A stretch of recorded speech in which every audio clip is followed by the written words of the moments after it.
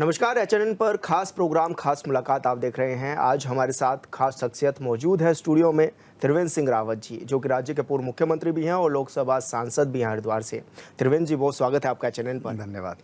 त्रिवेंद्र जी, आपने बेड़ा उठाया है गंगा सफाई का और बाणगंगा अभियान भी लगातार चलाया जा रहा है। किस तरह से अभियान चल रहा है? देखिए, आज हमारी जो नदियां हैं, हम ये देखते हैं कि जब हम बच्चे थे, फिर जब हम युवा हुए और आज हम देखते हैं, जी।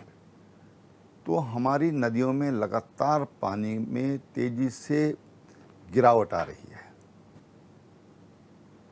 और पानी की जो डिमांड है, जो खपत है, वो रोज़ बढ़ती जा रही है। जी।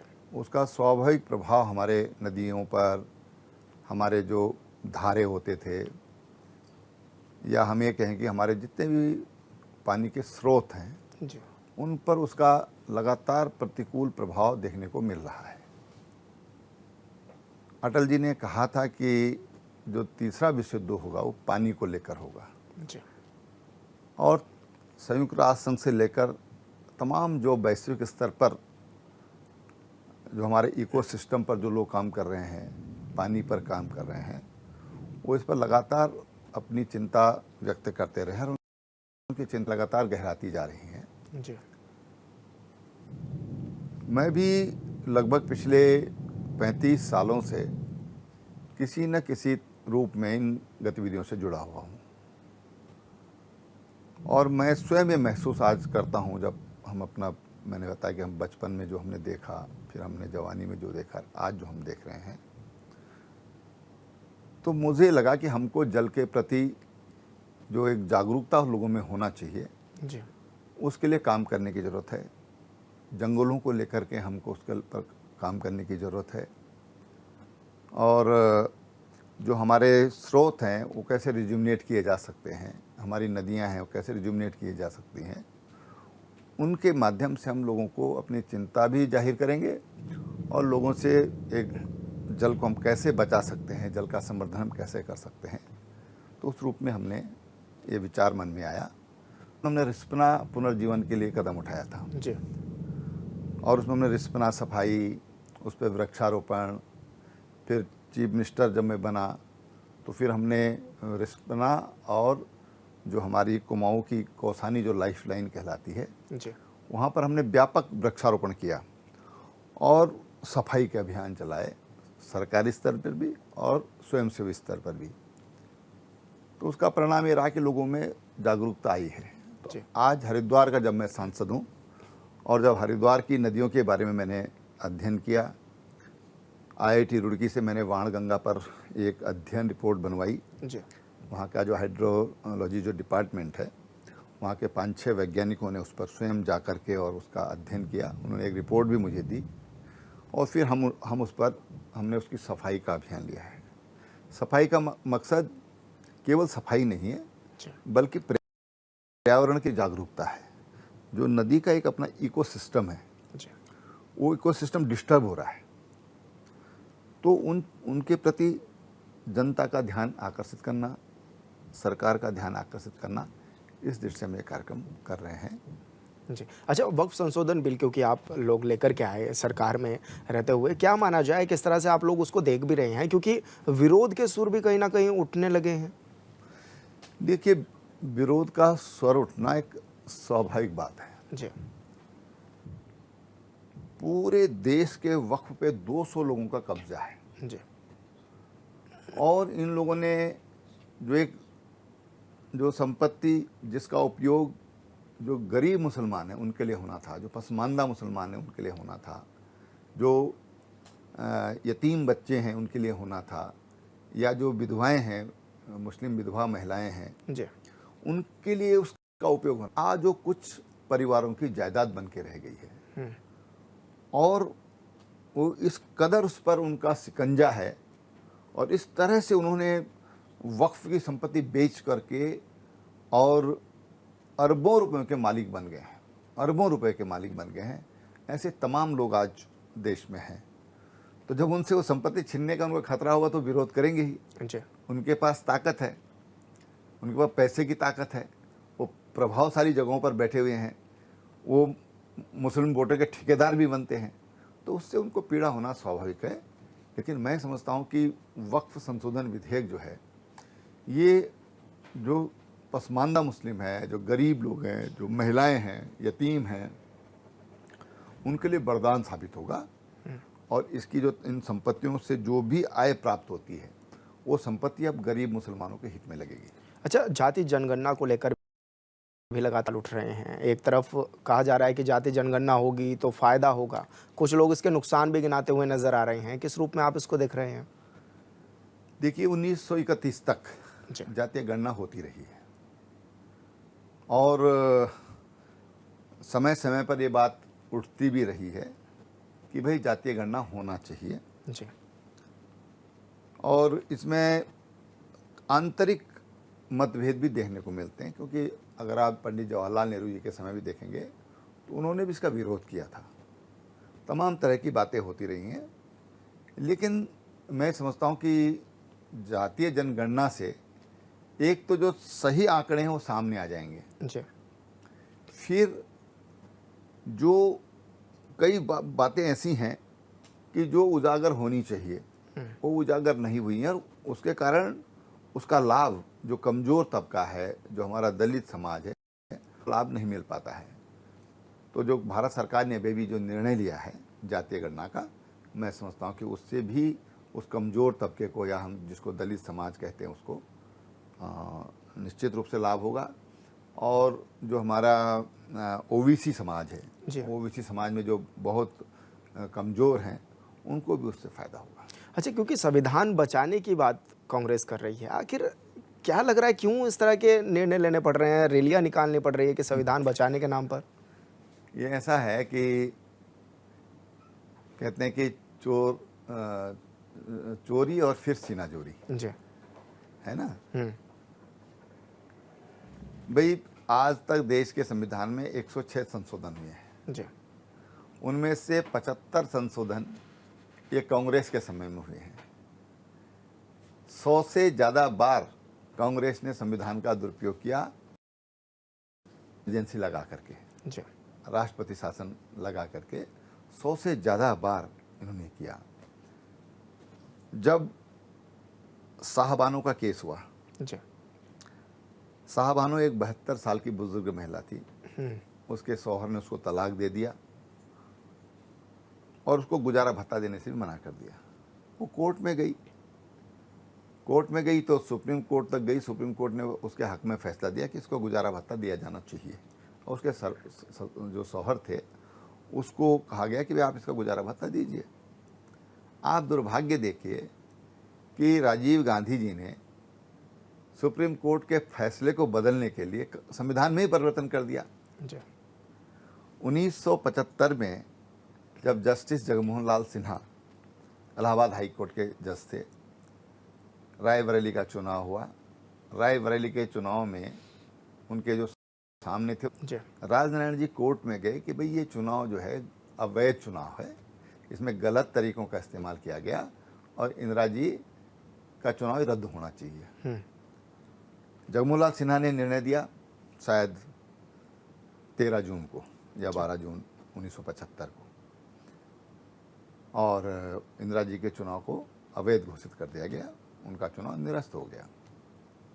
इंदिरा जी ने 25 और 26 जून की मध्य रात्रि में 376 का उपयोग करके इमरजेंसी लगा दी, संविधान में संशोधन करके, और देश में आपातकाल थोप दिया। 1 लाख से ज़्यादा लोग जेलों में ठूस दिए गए। बड़े बड़े नेता, पत्रकार जेलों में ठूस दिए गए। जिसने भी आवाज़ उठाने की कोशिश करी उनको किया गया। तो इस तरह से दुरुपयोग किया है कांग्रेस ने। सर, एक देश एक चुनाव की आप लोग बात करते हैं, कितना फ़ायदा इससे होगा और क्या माना देश एक चुनाव लागू करने में सक्षम भी आप लोग रहेंगे? देखिए, ये तो भारत की संसद को करना है और प्रधानमंत्री जी ने कहा है कि हम इसको करेंगे। उसके लिए तमाम राजनीतिक दलों से भी बातचीत हो रही है। उससे समाज में भी उसकी स्वीकार्यता क्या है, स्वीकार्यता कैसे हो सकती है, उसको लेकर के और तमाम बहस देश में चल रही है। मुझे लगता है कि सामान्य आदमी चाहता है कि चुनाव एक ही चुनाव होना चाहिए। सामान्य व्यक्ति, जी। जो पॉलिटिकल लीडर्स हैं उनकी बात अगर छोड़ दिया जाए, दलीय नेता हैं उनकी बात अगर छोड़ दिया जाए, उनमें भी कई लोग ऐसे हैं कि जो चाहते तो हैं लेकिन बाहर कुछ और बोलते हैं। जी। क्योंकि व्यक्तिगत बातचीत जब हम लोगों की होती है तो तमाम लोग सांसद ऐसे हैं कि जो कहते हैं नहीं साहब है तो बहुत अच्छा। अब इसके फ़ायदा नुकसान की जहाँ तक बात है, फ़ायदा नुकसान ऐसा है कि देखिए अभी हमारे साल में हर साल चुनाव हो रहे हैं, जी। तो पूरी एनर्जी राजनीतिक दलों की चुनाव में लग जाती है, क्योंकि लोकतंत्र में चुनाव सर्वोच्च है। सबसे बड़ी प्राथमिकता हमेशा चुनाव रहा है लोकतंत्र में, और वही लोकतंत्र को जीवित भी रखता है। तो जो बार बार चुनाव हो रहे हैं, जब 5 साल में एक साथ एक बार में चुनाव होंगे तो एक तो समय बचेगा। सर, कश्मीर पहलगाम में जिस तरह से आतंकी हमला हुआ, सबने देखा, पूरा देश आक्रोशित है। केंद्र सरकार का क्या कुछ मत है, किस तरह से अब मुंह तोड़ जवाब देंगे पाकिस्तान को? देखिए आपको पता है कि प्रधानमंत्री जी तब विदेश दौरे पर थे जी। और अपना सारा दौरा स्थगित करके और एयरपोर्ट पर ही उन्हें रक्षा विभाग के अधिकारियों को मिला करके दिल्ली एयरपोर्ट पर ही पहली उन्होंने प्राथमिक मीटिंग उन्होंने अधिकारियों से जो परामर्श किया वहाँ पर किया। उसके बाद रक्षा समिति की मीटिंग हुई, फिर कैबिनेट की मीटिंग हुई, विपक्षी दलों के साथ मीटिंग हुई, और प्रधानमंत्री जी ने देश का इरादा क्या है उसको कहीं छुपाया नहीं है। सार्वजनिक रूप से कह दिया है कि जितना सामने वाले उम्मीद नहीं करते उससे ज़्यादा हम उनका नुकसान पहुंचाएंगे, उनको हम जो भी बड़ा कड़ा एक्शन लेना पड़े वो हम लेंगे। इरादा बड़ा क्लियर है। अब समय की बात है, जब भी अनुकूल समय होगा उस समय कार्रवाई होगी। सेना को खुली छूट दे दी गई है। सेना अपने जहां पर उनको पहुंचना चाहिए वहां पर सेना पहुंच भी रही है, पहुंचाई भी जा रही है।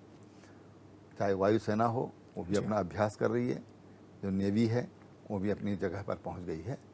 तो माकूल समय पर और इसका जवाब हमारी सेना देगी। जी बिल्कुल सर, यहाँ पर एक छोटे से ब्रेक का रुख कर लेते हैं, जल्द हाजिर होंगे। त्रिवेंद्र सिंह रावत जी हमारे साथ लगातार बने हुए हैं, खास मुलाकात में बातचीत का दौर जारी रहेगा। ब्रेक के बाद स्वागत है आपका। त्रिवेंद्र सिंह रावत जी लगातार हमारे साथ खास मुलाकात में बने हुए हैं। त्रिवेंद्र जी, संसद में कई तरह के सवाल आप बेबाकी से उठाते हैं, हालांकि कुछ लोगों को मिर्ची भी लग जाती है। आपने कई तरह के सवाल उठाए, चाहे वो खनन नीति पर हो या फिर जो पहाड़ों में भूस्खलन जैसी चीज़ें होती हैं उसको लेकर के हो। किस रूप में आप उन बयानों को भी देखते हैं? देखिए, मैं लोकसभा का एक चुना हुआ सदस्य हूँ जी।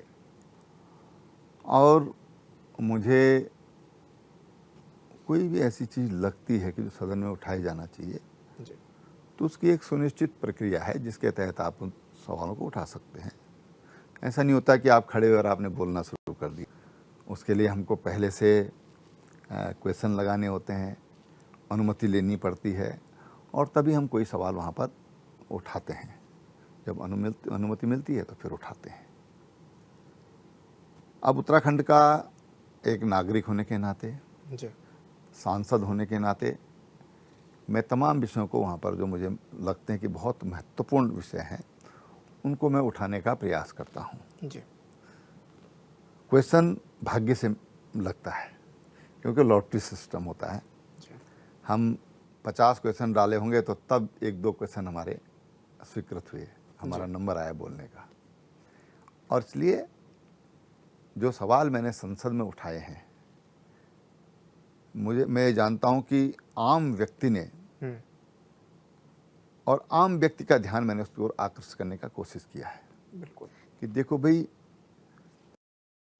हम कुछ भी करें उसके लिए कुछ नियम कायदे हैं, उसके लिए कुछ नीति है, उसके लिए कुछ वैज्ञानिक आधार हैं, वैज्ञानिक तरीके हैं, वैधानिक तरीके हैं।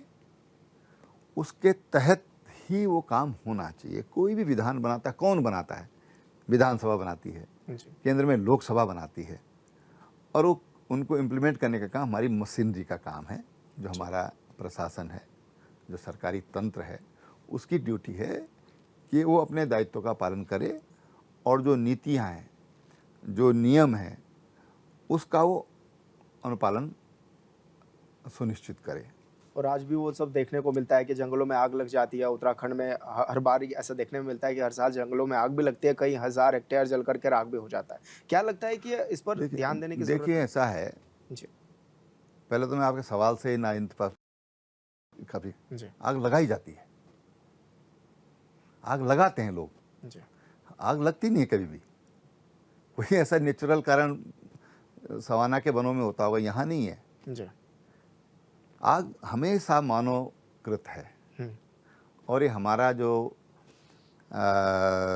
विभाग है डिसास्टर मैनेजमेंट, जी, उसकी परिभाषा में भी आग ये मानवकृत है, ये प्राकृतिक नहीं है। जी, तो पहली बात तो है कि आग लगाने से बचना चाहिए। जी, दूसरी बात यह है कि आग लगती है तो उसमें जो स्थानीय लोग हैं उनकी सहभागिता कैसे बढ़ा सकते हैं, हुँ, क्योंकि फॉरेस्ट के लोग जब तक आएंगे वो हर जगह पे तो तैनात नहीं है, न हो सकते हैं। जी, कोई भी देश, दुनिया का देश नहीं कर पाया, अमेरिका नहीं कर पाया साहब। लॉस एंजलिस अभी खतरे में आ गया, वहाँ के पुराने हेरिटेज बिल्डिंग जल गई जो लकड़ी की बनी हुई थी, आग बुझाने में कई महीने लगे। तो हम कहाँ, कौन सी चीज़ है हम लोग। फिर हमारा तो पहाड़ है जहाँ पर पहुँचना भी बड़ा दुर्गम है, फायर भी नहीं वो भी नहीं पहुँच सकता।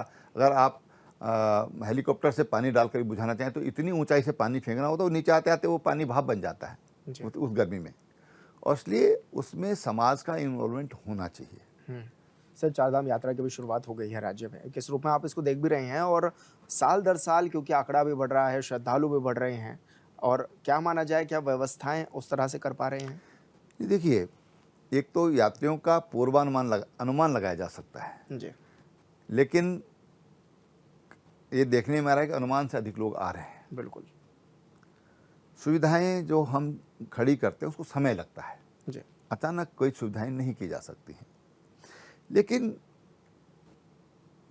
एक अनुमान लगा करके हमको सुविधाएं बढ़ाती है सरकार, उनको बढ़ाना चाहिए। अभी मैं किताब भी पढ़ रहा था आज की, वो बाहर से कोई यात्री यमुनोत्री गंगोत्री आए थे, तो वो उन्होंने यात्रा व्यवस्था की प्रशंसा की है कि अच्छी व्यवस्था यात्रा रूट पर की गई है। जी, लेकिन अभी भीड़ अचानक इतनी बढ़ जाती है, तो और अगर आप नियंत्रित करते हैं तो उस पर सवाल उठने लगते हैं। हुँ, जो व्यापारी हैं, होटलियंस हैं, वो तमाम तरह के सवाल वहाँ पर उठाने लगते हैं।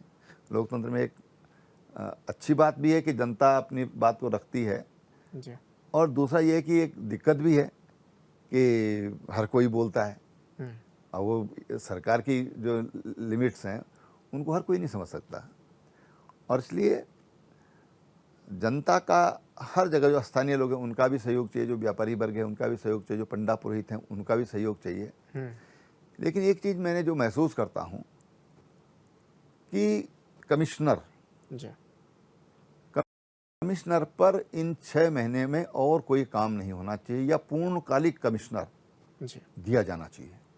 जो मैंने अनुभव किया इस दौरान में, जी, पूर्णकालिक कमिश्नर कि भाई तुमको इन 6 महीना केवल और केवल यात्रा ही देखनी है। हुँ, अगर इस ढंग की व्यवस्था बनेगी तो हमारी व्यवस्थाओं में और अधिक सुधार हो सकता है। जी। बेहतर कनेक्टिविटी के क्षेत्र में भी आप लोग काम कर रहे हैं। केंद्र सरकार रोपवे सिस्टम भी दे रही है। ऋषिकेश कर्णप्रयाग रेल परियोजना भी आप लोग लेकर के आए हैं। जब ये बेहतर कनेक्टिविटी होगी तो क्या मान रहे हैं, क्योंकि तब तो और भी ज़्यादा यात्री बढ़ेंगे?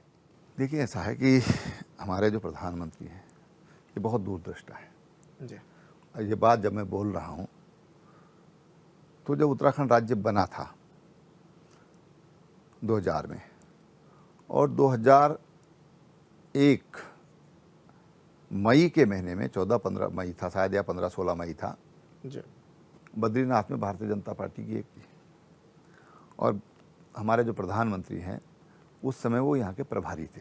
जी, तो उन्होंने एक बात वहाँ पर कही थी अपने भाषण में कि देखो भाई, दुनिया का हिंदू यहाँ पर आना चाहता है,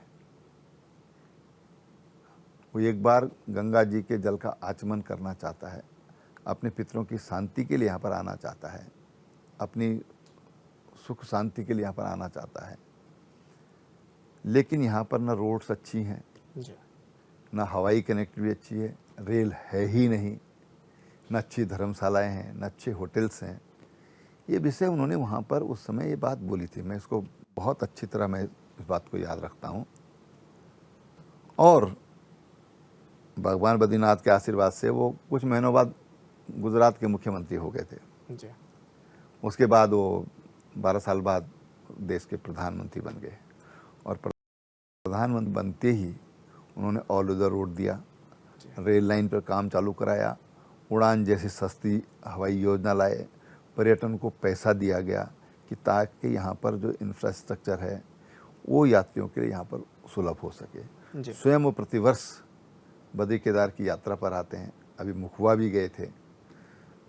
तो भारत सरकार का इसमें हमको भरपूर आशीर्वाद भी मिल रहा है, सहयोग मिल रहा है, आर्थिक रूप से भी सहयोग मिल रहा है। तमाम चीज़ें यहाँ पर आज बद्रीनाथ जी का आने वाले समय की दृष्टि उसका मास्टर प्लान से उसका डेवलपमेंट किया जा रहा है। केदारनाथ जी का हो गया है, यमुनोत्री का हो रहा है, गंगोत्री का हो रहा है। सर, एक पलायन सबसे बड़ी समस्या है उत्तराखंड की। क्या लगता है, क्या सरकारें क्योंकि फोकस तो करती हैं कि, लेकिन उस तरह से क्या प्लानिंग नहीं कर पाती जो प्लान आज भी लगातार बरकरार है, या फिर रोजगार इसकी बड़ी वजह मानेंगे आप? नहीं, देखिए, कारण तो रोजगार रहा है। स्वास्थ्य के बाद जो 3 अगर हम फैक्टर गिनाएं तो शिक्षा है, स्वास्थ्य है और रोजगार है। इन 3 दृष्टि से लोग यहाँ से गए। देखिए, आज हमारी जो आवश्यकताएं हैं वो बढ़ी हैं, सुख सुविधाएं हमारी बढ़ी हैं और वो दिन पर दिन बढ़ती जा रही हैं, और इसलिए हमारी आर्थिक जो ज़रूरतें हैं वो बहुत बढ़ी हैं। अब वो उनकी सीमा बहुत आगे जा चुकी है। कुछ चीज़ें समझनी बहुत ज़रूरी है। आज उत्तराखंड के में अगर हम एवरेज देखें तो हमारे पास 1 एकड़ ज़मीन एवरेज है। हमारे पास मुझे लगता है कि 12.5% भी खेती की ज़मीन नहीं है। डेवलपमेंट का सीधा सीधा असर कृषि भूमि पर पड़ता है, वनों पर पड़ता है। हमारी जो प्राकृतिक संपदा है उस पर पड़ता है। पानी की डिमांड बढ़ती है, तमाम तरह के चीज़ें बढ़ती हैं। हम आयात करते हैं खाद्य तेल, और माननीय प्रधानमंत्री जी ने अभी कुछ दिन पहले अपील की कि भाई प्रत्येक व्यक्ति 10 ग्राम तेल बचाए रोज का, कम खर्चा करे, कि उसका हेल्थ पर भी एक गलत प्रभाव पड़ता है। मोटापा, ओबेसिटी बढ़ रही है, तो हमको उसको कम करना चाहिए।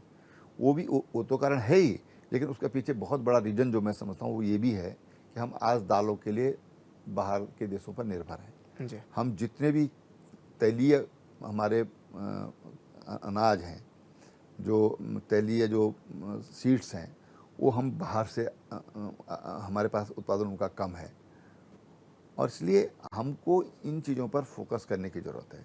मैंने अपने समय में एक जो नशा रहित भांग है या इंडस्ट्रियल हेम्प है, उसके लिए हमने एक पॉलिसी बनाई थी। वो हमको अच्छी इनकम दे सकती है, कम भूमि में अधिक उत्पादन दे सकती है, कपड़ा दे सकती है, तेल दे सकती है।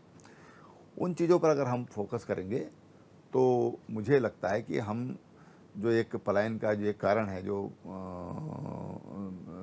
रोजगार, उसको हम काफ़ी हद तक उसको हम अपने नियंत्रण में ला सकते हैं। जी, प्रधानमंत्री का एक विज़न भी था कि महिलाओं को सशक्त करना, लखपति दीदी बनाना, और आज उत्तराखंड में भी देखा जा रहा है कि कई ऐसी महिलाएं हैं जो सहायता समूह से जुड़ करके लखपति बनी भी हैं। किस रूप में आप उस पहल को भी देख रहे हैं, और क्या लग रहा है आने वाले समय में उत्तराखंड में कितना लाभ इसका मिलेगा भी? देखिए, उत्तराखंड की महिलाएं बहुत जागरूक हैं, उनको थोड़ा पुश देने की ज़रूरत है। आपको ध्यान होगा, जब मैं मुख्यमंत्री था तो हमने एक कानून बनाया जो देश का पहला कानून है कि पति की पैतृक संपत्ति में हमने पत्नी को अधिकार दिया, उसको सह खातेदार बनाया। उसके पीछे कारण यही था कि हमारी महिलाएं काम तो करना चाहती हैं, लेकिन हम बैंक से लोन नहीं ले सकते। ये महिलाएं बैंक से लोन नहीं ले सकती थी। इसलिए लोन नहीं ले सकती थी कि संपत्ति तो उनके नाम पर है ही नहीं, या तो पति की है, तो पति की संपत्ति को वो गिरवी नहीं रख सकती, मॉर्गेज नहीं कर सकती। तो हमने उसको सह खातेदार बना करके एक रास्ता खोला कि बैंक से अगर लोन लेकर कुछ काम करना चाहती है तो वो काम कर सकती है। दूसरा, 5 लाख तक का ऋण हमने महिला समूहों को ब्याज रहित देने की शुरुआत करी थी। ये महिला सशक्तिकरण के लिए एक बहुत बड़ा एक सुधार किया था। और जो महिला स्वयं सहायता समूह हैं अब क्या है मुझे आजकल मालूम नहीं है, लेकिन उस समय जो पुष्टाहार है, जो गर्भवती महिला को और उसके बच्चों को जब उनको दिया जाता है, कुपोषण के शिकार हैं उनको दिया जाता है, तो उस समय हम अपने महिला समूह से करवाते थे। समूह वो राशन तैयार करती थी और वो देश का ऊर्जा नाम से होता था, देश का सबसे अच्छा राशन वो था उस समय। ये मेनका गांधी जो देश की उस समय बाल और महिला और बाल विकास मंत्री थी, उन्होंने स्वयं मेरे पास आकर के कहा कि मुझे आपसे मिलना है। मैंने कहा आप मुझे फ़ोन पे बता दीजिए। बोले नहीं मुझे आपके पास आना है, मुझे कुछ चीज़ें आपको दिखानी है। मेरे पास वो पूरे देश के आंकड़े लेकर आई कि आपका राशन कौन सा है। वो पंतनगर विश्वविद्यालय जो हमारा है, उन्होंने ऊर्जा राशन तैयार किया था, वो फॉर्मूला उन्होंने तैयार किया था। तो हमको इस तरह की चीज़ हम महिलाओं को अगर हम देते हैं, अब देखिए हमने देव भोग प्रसाद शुरू किया, बद्रीनाथ केदारनाथ सब मंदिरों में हमने कहा कि ये महिलाएं प्रसाद बनाएंगी, स्थानीय जो हमारे खाद्यान्न है उससे तैयार करेंगी और उसमें घी तेल जो भी है वो स्थानीय स्तर पर तैयार करेंगी जी। केवल मीठा, क्योंकि मीठा पहाड़ों में नहीं होता, तो पहाड़ों में नीचे मैदान में तो उसकी भी दिक्कत नहीं है, लेकिन पहाड़ों में मीठे की दिक्कत है। हरिद्वार में चंडी देवी मंदिर है और कुछ मंदिरों में यहाँ पर महिलाओं ने शुरू किया था, तो उनके पास तो सब कुछ ही लोकल था, टोटल 100%। पहाड़ों में मीठा नहीं था, तो महिलाएं तैयार करती हैं, तो उससे महिलाओं को रोज़गार मिला।